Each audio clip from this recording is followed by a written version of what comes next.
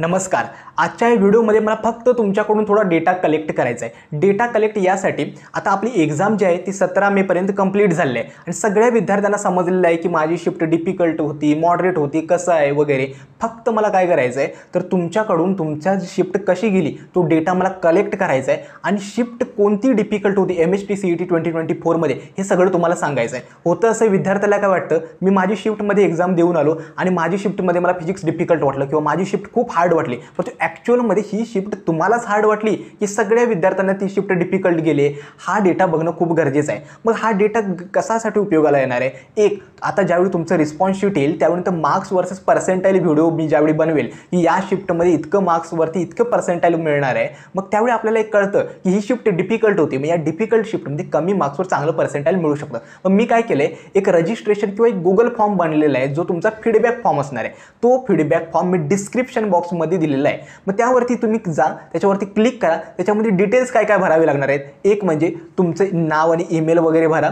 त्यानंतर तुमच्या शिफ्ट निवडायचे. तुम्ही ज्या शिफ्टमध्ये एक्झाम दिले म्हणजे 4th मे शिफ्ट 2, 5th मे शिफ्ट 1 वगैरे जे काही असेल ते तुम्ही शिफ्ट चूज करायचे. त्यानंतर त्या शिफ्टमध्ये तुम्हाला फिजिक्स कसं वाटलं, केमिस्ट्री म्हणजे फिजिक्स इझी होतं, मॉडरेट होतं किंवा डिफिकल्ट होतं ते तुम्हाला फक्त चूज करायचं आहे ऑप्शन. त्यानंतर केमिस्ट्री कसं वाटलं, मॅथमॅटिक्स कसं होतं, इझी, मॉडरेट, डिफिकल्ट आणि ओव्हरऑल पेपरची डिफिकल्टी कशी होती, इझी, मॉडरेट, डिफिकल्ट, ते तुम्हाला फक्त चूज करायचं आहे आणि तो फॉर्म सबमिट करायचा आहे. या फॉर्मचा फायदा हे होईल, जेवढी जास्त रिस्पॉन्सेस माझ्याकडे येईल तेवढं मला ॲनालाइज करताना खूप इझी होईल की ही शिफ्ट खरोखर डिफिकल्ट होती, याच्यामध्ये इतक्या कमी मार्क्सवर चांगलं पर्सेंटाईल मिळू शकतं. त्यामुळे तुम्ही इतकंच करा. तर तुम्ही माझा आजचा जो व्हिडिओ आहे ना तो आपल्या मित्रांमध्ये शेअर करू शकता किंवा आपले जे काही ग्रुप्स वगैरे असतील तुमचे त्यांच्यामध्ये शेअर करा आणि तो फीडबॅक फॉर्म आहे ना जास्तीत जास्त लोक कसं भरतील त्याबद्दल काळजी घ्या.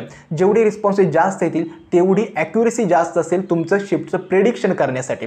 फक्त एक गोष्ट आहे की जो फीडबॅक फॉर्म भरताय ना तो जेन्युअनली प्रामाणिकपणे भरा. कारण का विद्यार्थी काय करतात काय माहीत आहे, शिफ्ट इझीच असते, मुद्दाम डिफिकल्ट वगैरे चूज करतात. मग याचा इफेक्ट काय होईल, मला चुकीचा डेटा माझ्याकडून तुमच्यासाठी डिलिव्हर होईल आणि मला ते करायचं नाही आहे. त्यामुळे शक्य असेल तितकं प्रामाणिकपणे जसा पेपर वाटला तुम्हाला, जसा वाटला तसा तो फीडबॅक फॉर्म भरा.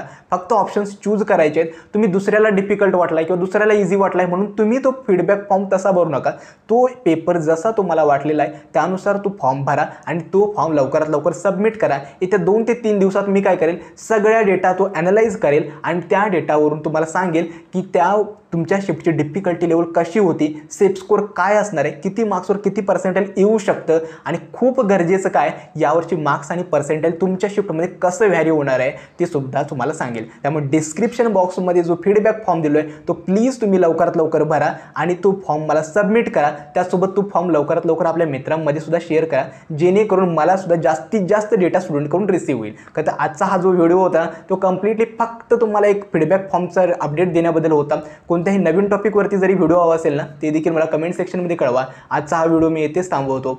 धन्यवाद.